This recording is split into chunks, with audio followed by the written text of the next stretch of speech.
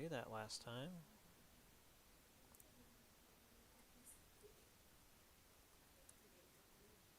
Okay.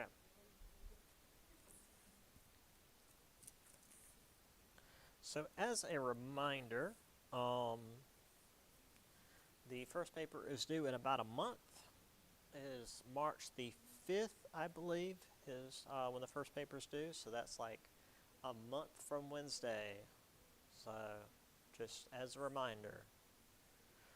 Um, Also, since this is chapter 16, once we finish this chapter, it will be the first test. Um, we're only a little ways through this one. We might get close to the end today. We probably won't finish it. Um,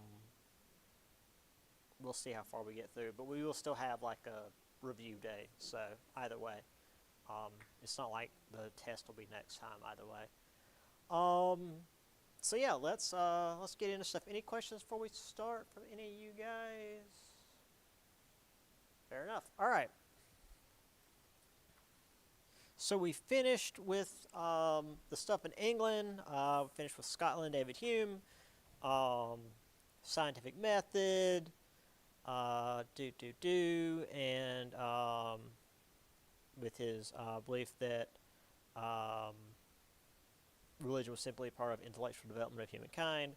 Now, France, the French Enlightenment was a big part of what we'll be going into here. As we mentioned, France was this weird combination of this enlightened thought, lots of intellectuals, while also being a absolutist monarchy. Louis XV was there for 50 years. He had lots of censors, police spies, um, trying to shut things down, which resulted in the Enlightenment um, sort of going underground, but not in a way that slowed it down at all. The French are versatile people, to say the least. Um, there's always the humor about, oh, the French surrender. Well, that's usually in reference to World War II. Well, the French government surrendered, but the French resistance gave the Nazis hell throughout the entire war. And that's what we're looking at here, where like the people couldn't do it on the streets, but in the salons and like behind closed doors, they were doing the Enlightenment harder than anywhere else. So, yeah.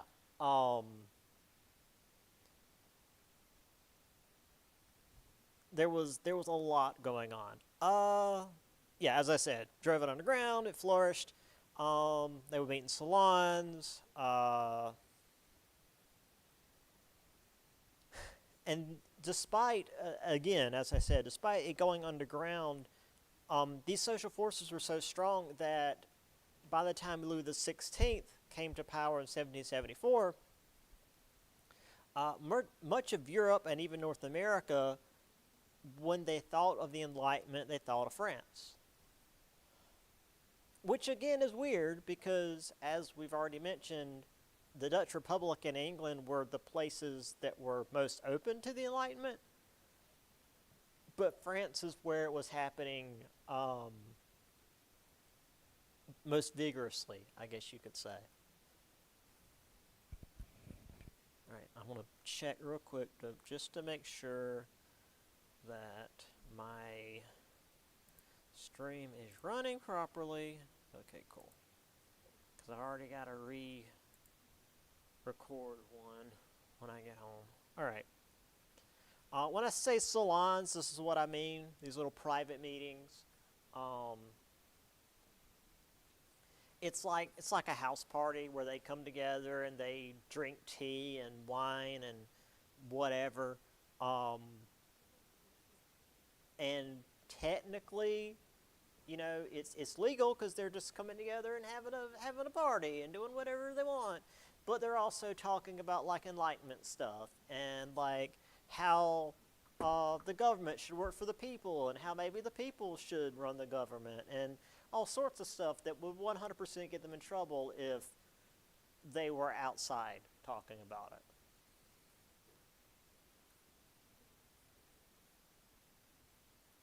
So let's talk about some of the major guys in the Enlightenment.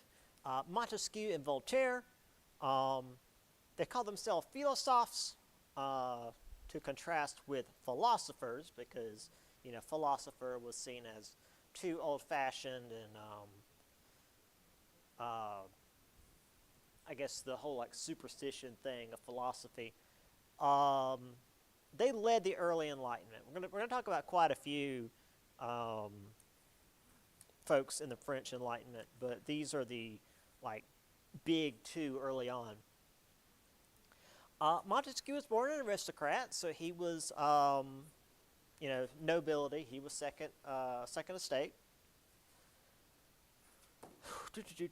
Son of a lawyer. Both of them had wit in their criticism of the old regimes, knowledgeable about what they wrote. Montesquieu was friends with Montesquieu was an aristocrat. Voltaire was son of a lawyer. So while Voltaire was third estate, he did still have access to some amount of funds. Now, granted, lawyer back then wasn't like lawyer today where, my dad's a lawyer, so you got access to pretty good money. Back then, it was a little bit further down than it is today. Still pretty good. Still better than like, my dad's a farmer. Still pretty good, but not like upper middle class. Anyway, both were witty. Both knew what they were talking about. Montesquieu was friends with the courtiers, the members of Louis XV's court. Voltaire was friends with members of royal courts all over Europe. We'll actually get into that a little bit more a little bit later. But yeah, there was royalty all over Europe that like had Voltaire come and just like hang out.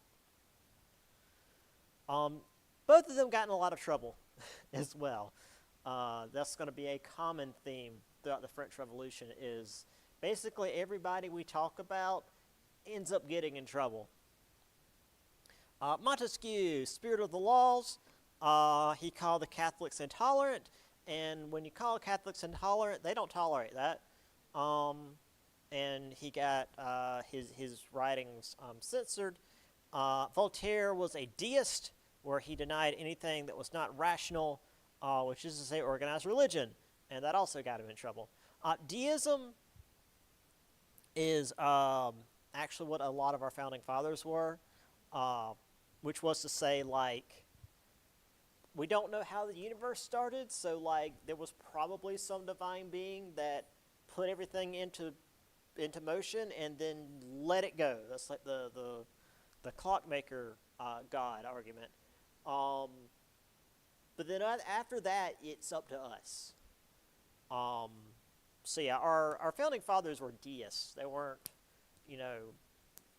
the foaming at the mouth guys we have today.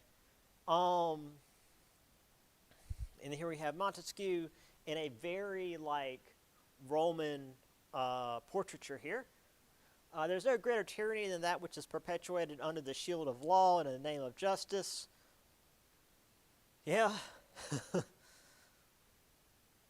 I don't have a quote from Voltaire. Wow. This was early days. PowerPoint. Diderot. Denis Diderot in the French Encyclopedia. There's a whole section of the encyclopedia a little bit later, so I'll have more on that. Diderot was always writing. Constantly putting stuff out.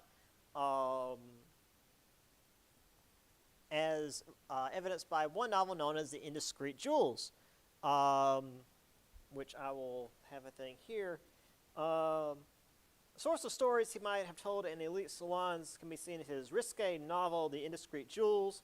By turning a special ring, the novel's main character makes the courtier's genitalia report on their recent sexual encounters. Yeah, human nature has never shied away from just gross jokes, gross humor. More importantly than stories about dudes junk talking, he wrote and edited the encyclopedia, which again we'll get into more later. He was interested in all sorts of stuff. I mean, these guys fit what would be known as, like, a Renaissance man, where they were interested in all sorts of stuff, arts, political sciences. Again, he was well known among the aristocracy as well as the common man. He also went to jail a lot, mostly for his writings in the encyclopedia, which again we'll get into a little bit more later. Probably for things like this is why he went to jail. Man will never be free until the last king is strangled with the entrails of the last priest. Yeah, Diderot wasn't making a lot of friends with people in power.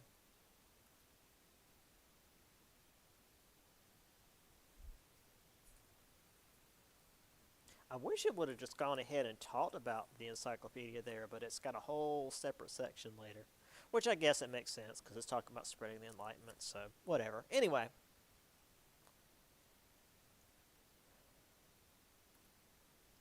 Rousseau. He was born and raised in Geneva, which is in Switzerland. Moved to Paris in 1742. He didn't like going to the slums. He'd rather be out in public and speaking his mind, which obviously got him in trouble. He believed all the inequalities of the world were due to the owning of private property.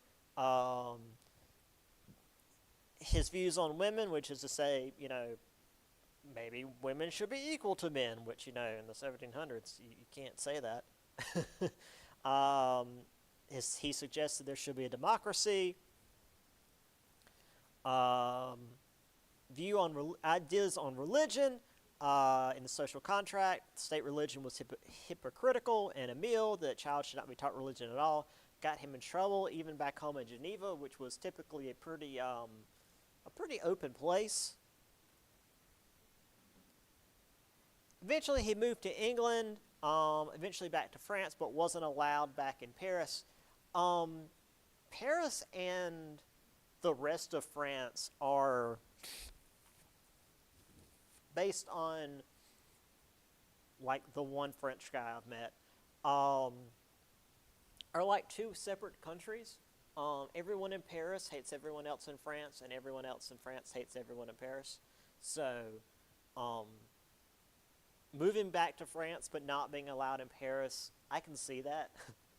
Like, you can come to France, but you're not allowed in Paris. That makes sense. Free people, remember this maxim: we may acquire liberty, but it is never recovered if it is once lost. Again, a lot of our founding fathers took these Enlightenment quotes and ran with them. Which, I mean, this is what, 1742. Our founding fathers were alive and working during this time, pulling together their ideas and fighting the 7 Years' War. So it's no question why these ideas came about, or these ideas were used in the American War for Independence. So, heading to Central and Eastern Europe, less literacy, less urban centers, pretty poor commercial elite, strong aristocracy and clergy. So when there was enlightenment at all, it was top down. It was the monarchs to try to modernize the state, um, so to increase revenue and war making, um, and to try to keep the aristocracy and clergy weaker but maintain the monarchy. So they would use, there we go. They would use the Enlightenment for their own gain, rather than it being like a grassroots, um, from the ground up movement, like it was in England and the Netherlands and, well, France as well.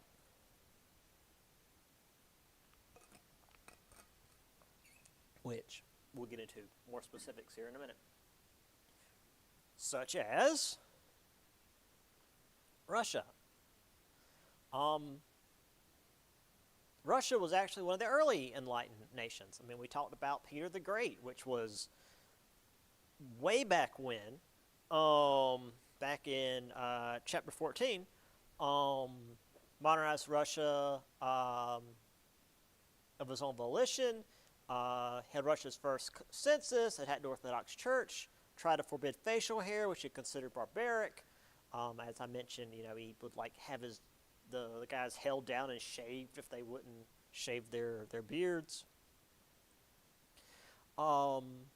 His successors didn't do a whole lot until we got to Catherine II, also known as Catherine the Great, because she also got a lot done.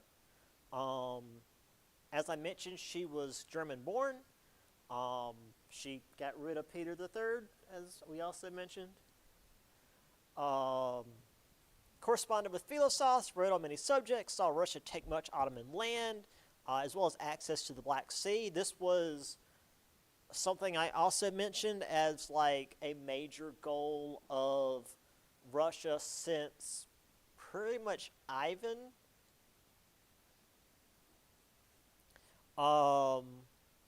As well as other important rivers.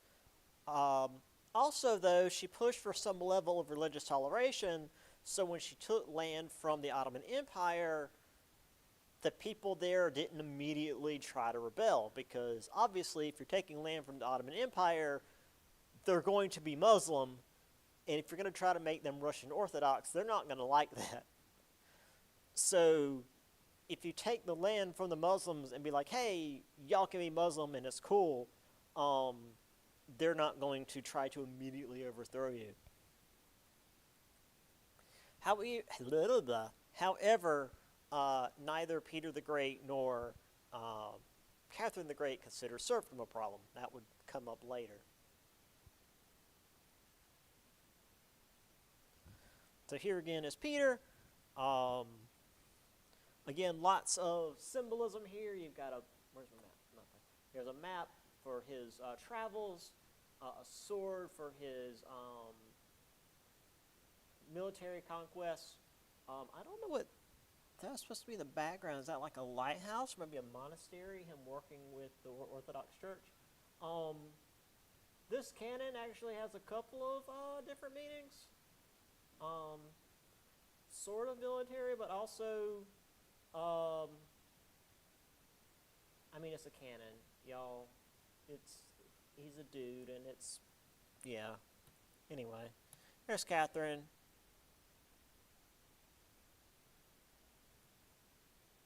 Prussia! We've talked about Prussia. Another Frederick II, also known as Frederick the Great. So again, this is the Frederick we got to worry about. Continued building up the modern Prussian army. Also modernized lands. He had Voltaire come and live at his palace outside Berlin. Yeah, he was the one that was like good buddies with Voltaire. And when you're like, hey, why don't you come hang out at my palace?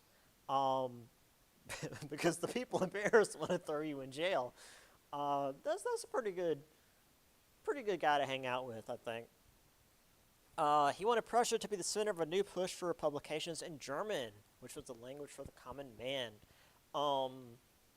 Yeah, this was like a major push as well, because most stuff was written in like Greek or Latin, and nobody spoke Latin outside of like the church. And by that I mean like people working in the church. and nobody spoke Greek outside of, well, Greece, and that was under the control of the Ottoman Empire at this point. So, yeah, he was pushing for stuff to be written in German, which a lot of people spoke at this point. We also have a philosopher from Prussia, Immanuel Kant. From Prussia, argued against Hume's idea of no real truth. With rationale, we can decide what is true for us as humans. Looking at nature to prove the need for the existence of morals and indeed God. It's a argument of morality. So here is Frederick's stance on the philosophers of the philosophers of the Enlightenment. I patronize only such thinkers who have decent manners and sensible views, which, considering how much trouble Voltaire got in France, I don't know how good his manners were, but I mean, I don't know. I guess if you piss off the French, you've made a friend of the Prussians. Here is Kant, something I could agree with. He who was cruel to animals becomes hard also in his dealings with men. We can judge the heart of man by his treatment of animals, which, like, has been proven by psychology. People who, like, abuse animals are more likely to end up, like, hurting people. It's, like, something wrong with their empathy. Going from Prussia to Austria, not as much of a change here. Joseph II, he was the co-regent of Austria. However, if you can tell by the title there, he's only half in control of Austria.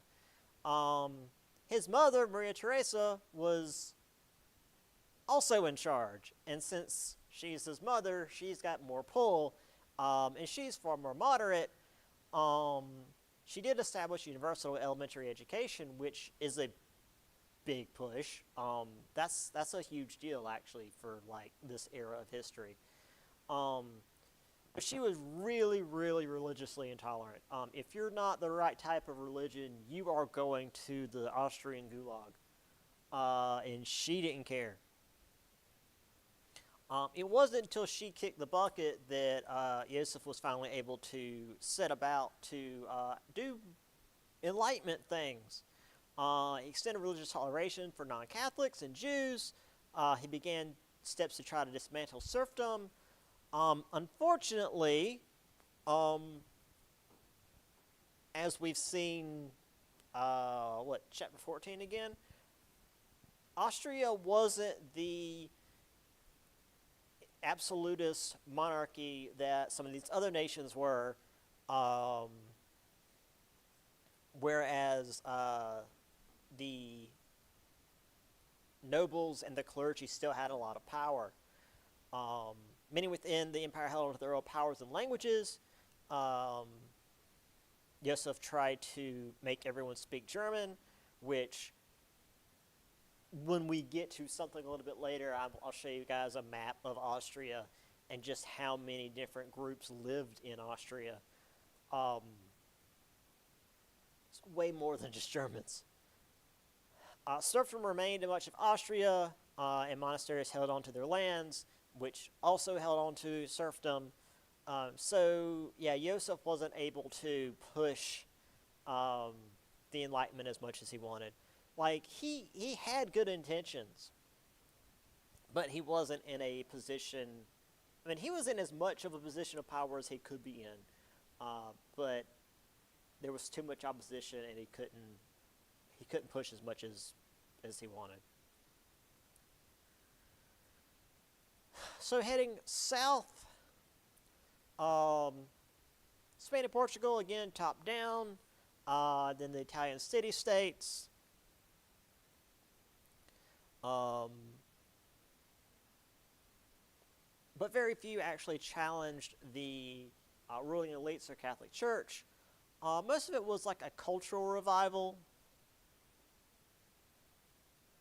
Let's see. See, don't I have? Hold on a second. Yeah, okay. We'll talk about those. I was gonna say I know I have like separate slides for that. Neoclassical art, art and architecture modeled after more simple, quote, pure designs of the Greeks and Romans. Um, that's why the Enlightenment is sort of like a second Renaissance, where a lot of the art and architecture harkens back to the days of the Renaissance, which itself harkens back to the days of the Greeks and Romans, because it's seen as more enlightened and rational and blah, blah, blah, blah, blah. And all things were so much better back then. Yeah, so some of the art, for example, here, this is actually prior to the Romans kicking out the Etruscans, those of you that were here for 103. So Spain and Portugal, as we mentioned in Eastern Europe, they were experiments with top-down affairs. But again, both of them had entrenched nobility and very powerful churches that opposed change. Well, I say churches, a very powerful singular church, the Catholic Church. So the only real enlightened thought was in the court or very rich traders in Lisbon and Seville, whereas most commoners were illiterate serfs. So when it came to Spain and Portugal, not a lot changed. There was some like cultural renaissance with like, church stuff and the royal courts and like the really rich traders in these specific port towns. But other than that, not a lot, unfortunately. Spain and Portugal are a unique geographic region that, despite being very European, are often isolated from what everybody else is doing. And once again, Italy doing its own thing. In the medieval era, Italian city-states were hubs of culture. Now, despite the fortunes of the city-states gradually waning, they were still very much, hubs of culture. They've always been hubs of culture. In fact, I was speaking with one of my Italian friends I was like, we call them city-states here, like we specifically say polis for the Greek city-states. Is there like a specific Italian word we would use for this? And apparently city-state is close enough. There are some cities where like there's separate sections that are sectioned off, and like they will literally fight each other. So like even the cities have sections that are almost their own state. It's wild. So even Rome, which is, the heart of Catholicism, was a major destination for both Protestants and Catholics on the Grand Tour, where these young noblemen would be sent off by their fathers to learn about the diversity of Europe. Basically, it was, hey, we're rich and we want you out of the house for a couple of years. Go roam around Europe and, mature for a couple of years, and then come back home and be a spoiled rich noble. Which, to be fair, having been to a couple of places in Europe, there's a lot of differences in the different regions of Europe, and I highly recommend travel to anybody that's got the money and time. It's very important to broaden your cultural horizon. But this idea of just like, oh yeah, young noblemen that have all this time and money to spare, just go around Europe. Yeah, all right. Italy was also the center of music and mostly opera. once again, Italy was like leading the way when it came to music. They had been doing that for a couple of centuries now. Opera spread throughout Europe, new innovations with the ideas and uses of music, which I think we'll get more into in later chapters as well.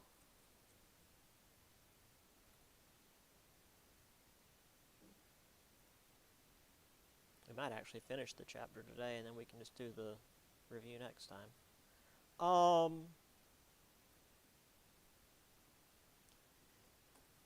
So, across different countries, the Enlightenment was experienced differently.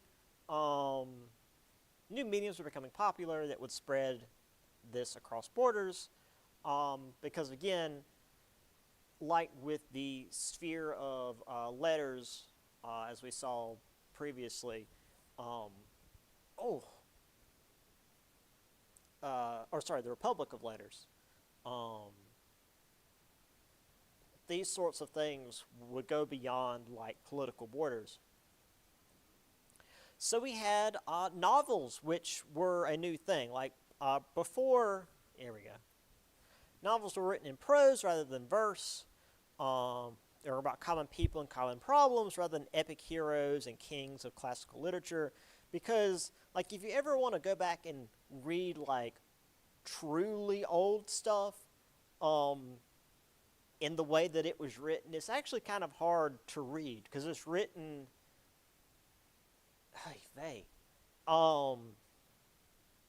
like in a poetic style. Robinson Crusoe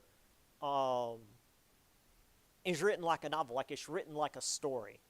It's about a dude that gets shipwrecked on an island. And while, I mean, it's common people and common problems, you commonly get shipwrecked on an island. But I mean, it's like, it's a dude that gets shipwrecked on an island. And like, considering all the people we had, sailing around and trading and exploring and whatnot, that wasn't super uncommon. And as I mentioned in my American history class, anytime there was a boom in literature, it's always women leading the way. Women were the most prolific consumers of literature, and by the 18th century, they were also doing most of the writing, again, typically under a pseudonym or a pen name because, women can't write. I found this image for Robinson Crusoe, and it's very funny to me. Because this is the whitest man I've ever seen. It's like they just didn't color him in at all. Like, if this dude has been shipwrecked on an island so long that he's had to, like, make his own clothes, and, like, he's got a dog and, like, a lamb and his, helper dude back here, he should have a little bit of melanin in his skin. Like, this dude looks like a vampire. It's very amusing. Anyway. Oh, good. Okay. French Encyclopedia. Get to where I wanted to get to today. So, as I mentioned, worked on largely by Denis Diderot as well as Jean d'Alembert. Albert? I think so.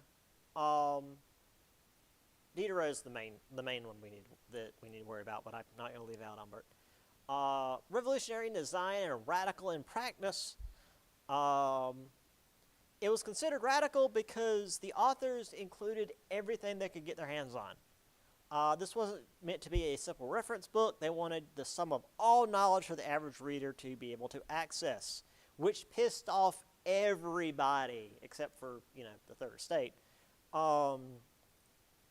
Well, I guess the guild authorities are third estate, but this pissed off the religious, political, and guild authorities who wanted to keep their respective knowledge to themselves. Let's see. Radical because some of the entries, Diderot's entry on political authority said absolute power was illegitimate. Government existed for the happiness of the people. It was banned a lot. Let's see. Here we are. No longer would ideas, and especially useful ideas, be exclusive for one class, guild, or religious sect. Careful pen drawings. Careful drawn illustrations would help explain topics such as pen making or infantry maneuvers. Radical thinkers themselves commission articles from radical friends, artisans, hand-on experience, yada, yada, yada. Many essays were submitted anonymously because they didn't want to go to jail. As I mentioned, Diderot's entry on political authority.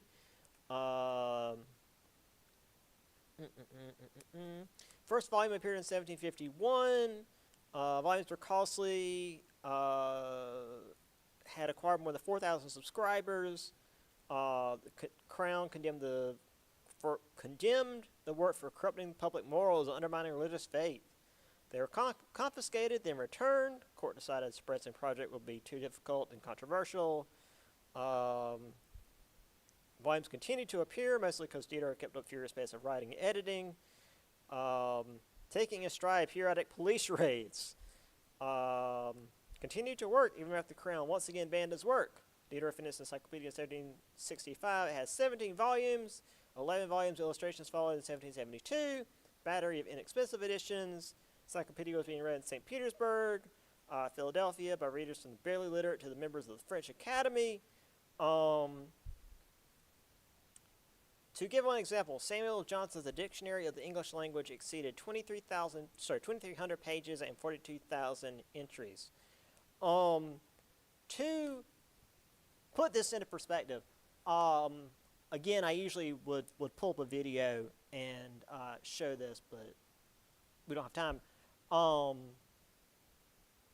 It starts out with like Diderot writing the encyclopedia and talking about what he did, and they show a jail cell closing. It's like, and then he got sent to jail, and he stays there for a little while, and then they let him out. He does some more work, and then he goes to jail like 3 or 4 times in the course of the video, and just I guess for the sake of stock footage, they show the same jail cell closing, and it just makes me feel like they had the same jail cell just like reserved for this guy by the end of it. Also, just a quote from Diderot that I feel like is a good one to remember is in Diderot's words, a book banned is a book read. Because if the government is trying to ban a book, totally not at all relevant to things happening today. But if the government is trying to ban a book, then it's probably worth reading. Just saying. Pamphlets!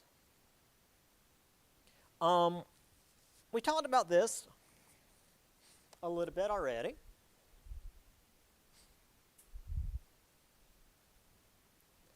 The predated 18th century, but in the Enlightenment, they spread like wildfire. They're easy and cheap to print, so they quickly spread.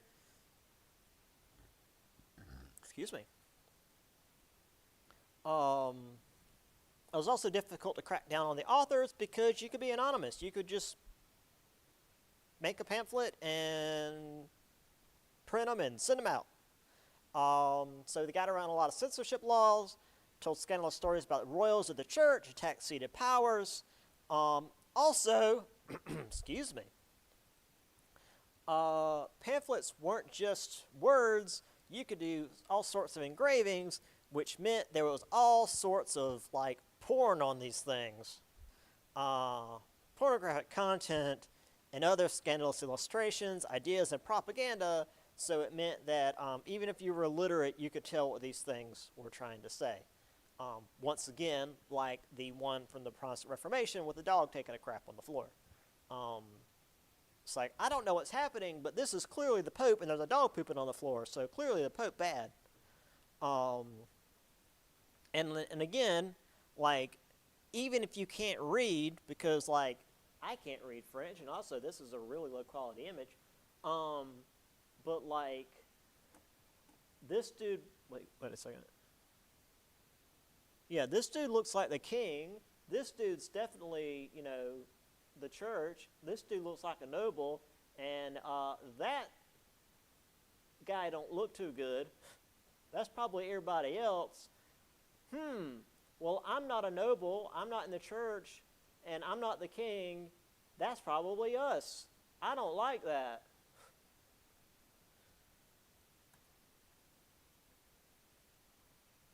Speaking of Robinson Crusoe, there was a lot more travel going on, at least for Europeans. Increased technology, military presence, Europeans could travel more safely, relatively speaking. I mean, we're still traveling, via sailing ships. We don't quite have steamships yet. That comes in a couple of chapters, actually. We'll be getting into, well, we got to get through Napoleon first. Oh yeah, Industrial Revolution, chapter 18. Two more chapters. Now, a lot of this travel wasn't just done for giggles. They weren't just like traveling for vacation. Much of this was done in the pursuit of scientific knowledge. Europeans were fan out to collect exotic specimens or ancient manuscripts. Now, while this did expand European knowledge, it also reinforced this idea that Europeans knew best and that the world's treasures were for them. So they would basically just like loot places of their treasures, rob graves, bust into tombs and steal stuff. Well, just look at the entire British Museum. This where basically most of the stuff that go in European museums came from. Is they would just go around and take stuff from other countries and bring them home and put them in a museum and say, look at all the stuff we found.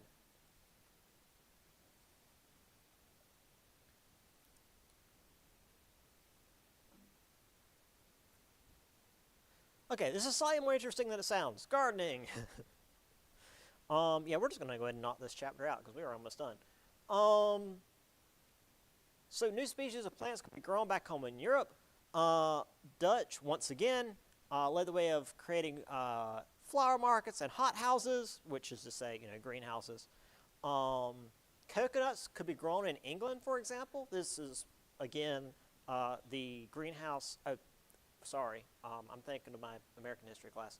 In my American history class, we talked about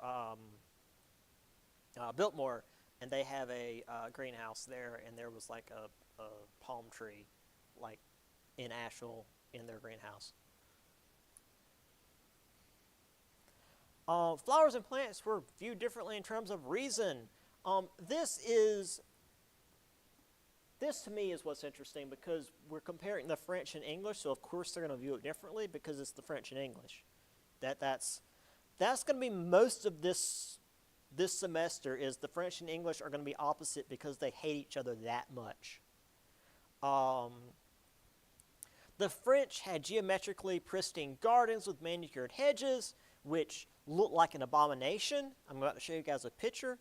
The English, at the suggestion of Philip Miller, opted for more natural gardens, at least in terms of how they look. So this is what the French gardens aspire to, these like geometric shapes and manicured hedges. If you've never seen the movie The Shining, I don't think they've done a remake. I hope they haven't done a remake because you don't need a remake of the movie The Shining. If you've never seen the movie The Shining, watch it. 2, that's why I hate hedges. There's a scene in the hedges where the hedges there's topiaries, but they come to life and like they're after you, and they make me hate hedges because it was so creepy. Also, that's just unnatural, and I hate it. The English, quote, natural garden is like this, where it looks like it's growing on its own, but it's not. Like you can see they're planted like in specific places, like the colors are going together and all of this. Like they're very specifically planted where they're supposed to be, but they're allowed to grow in a way that looks natural. Like you've got a little path here and yada yada. It's like it looks, like it's in a natural sense. but it's still ordered in a certain way, which is something you see more usually around here. All right.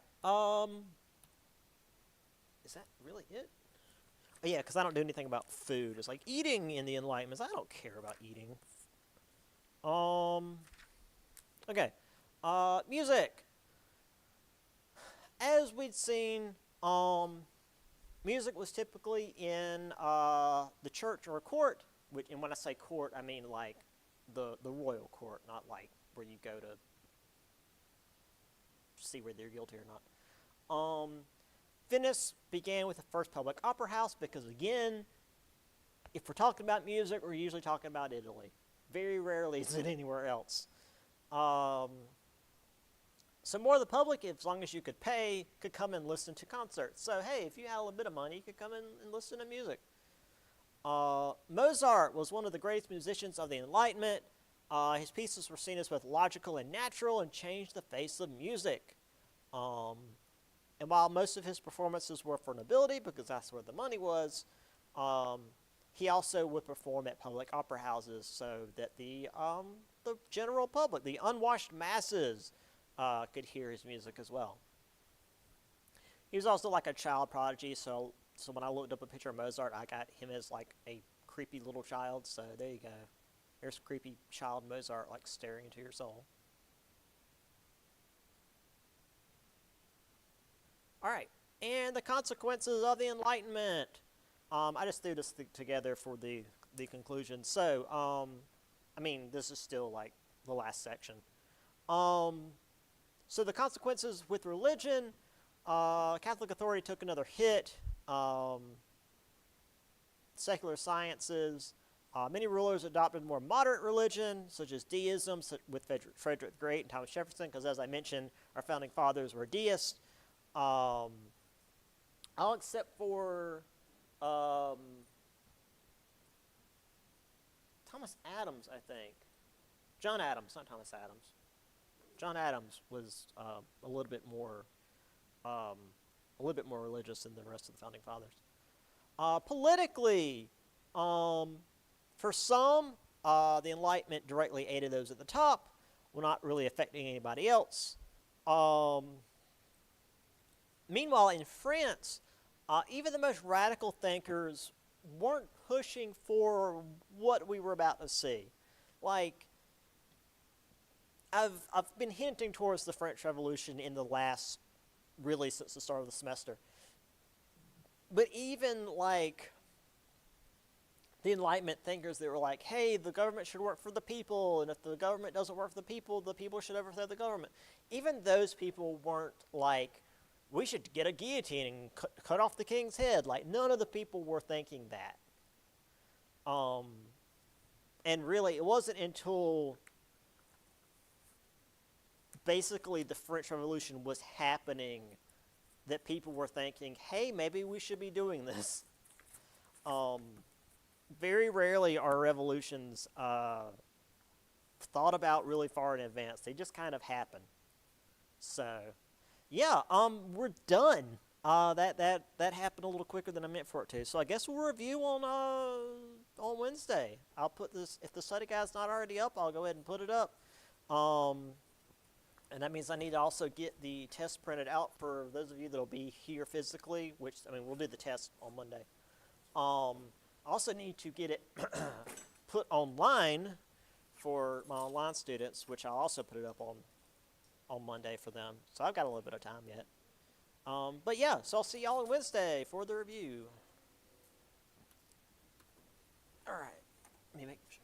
I hope it actually recorded this time because I don't want to do this at home again as well. Okay, cool.